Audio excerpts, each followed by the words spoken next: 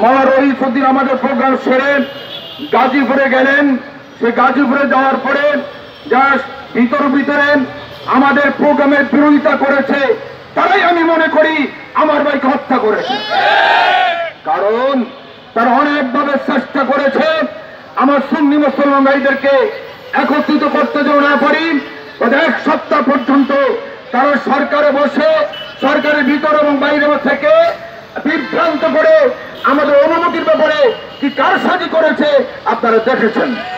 আমি মনে করি আজকে এই সমাবেশ থেকে আহ্বান করব, বর্তমান যারা অন্তর্বর্তী সরকারে রয়েছেন অনতি বিলম্বে আমার রইসকে যারা হত্যা করেছে তাদেরকে বের করে দৃষ্টান্তমূলক শাস্তি ব্যবস্থা করা হোক।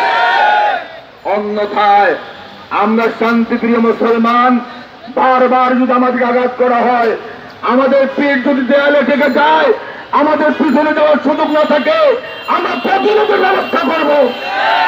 সুতরাং আজকে আমি জোর দাবি করব আজকের প্রেস ক্লাব থেকে অনতি বিলম্বে আমার রইসকে যারা হত্যা করেছে, আমার নিবেদিত কর্মীকে যে হত্যা করেছে তাদেরকে বের করা হোক।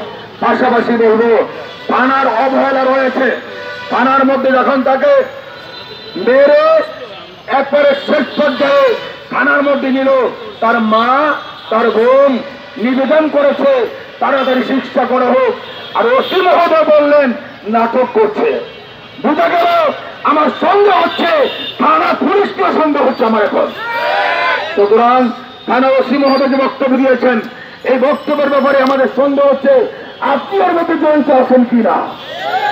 অনুরোধ করছি আপনাকে এবং বিশেষ করে পুলিশ প্রশাসনকে ওসির ব্যাপারে আপনার তদন্ত করুন এবং আমার ভাইকে যারা মেরেছে তারা অবশ্যই আমাদের বিরোধী, এরা দেশ বিরোধী, রাষ্ট্র বিরোধী, এরা সরকার বিরোধী। সুতরাং এদেরকে আপনারা খুঁজে বের করুন। আমরা আলটিমেটাম দিলাম না, আমরা চাচ্ছি অনতি বিলম্বে তাদেরকে দৃষ্টান্তমূলক শাস্তি দেওয়া হোক। যদি তাই না করা হয় আমরা যে কোনো কঠোর কর্মসূচিতে বাধ্য হব। আপনি সবাইকে বিশেষ করে দেশব্যাপী সুন্নি জনতাকে কর্মসূচি পালনের অগ্রিম আহ্বান জানিয়ে আমি আমার বক্তব্য শেষ করছি। আমি আবার অনুরোধ করব যারা কষ্ট করে 1 ঘন্টার নোটিশে আজকের প্রোগ্রামকে সফল করেছেন সবাইকে ধন্যবাদ জানাচ্ছি। পাশাপাশি আমার দেশবাসীর গত 26টার প্রোগ্রামে আমরা অনেক ভাইদেরকে আমন্ত্রণ দিয়েছিলাম। সবাইকে আমন্ত্রণ পাওয়ার পরেও আমরা যথাযথভাবে তাদের সম্মান দিতে পারিনি। আজকের প্রোগ্রামের মাধ্যমে আমি ক্ষমা সুন্দর দৃষ্টিতে থাকার আহ্বান জানিয়ে আমি আমার বক্তব্য শেষ করছি। আসসালামু আলাইকুম।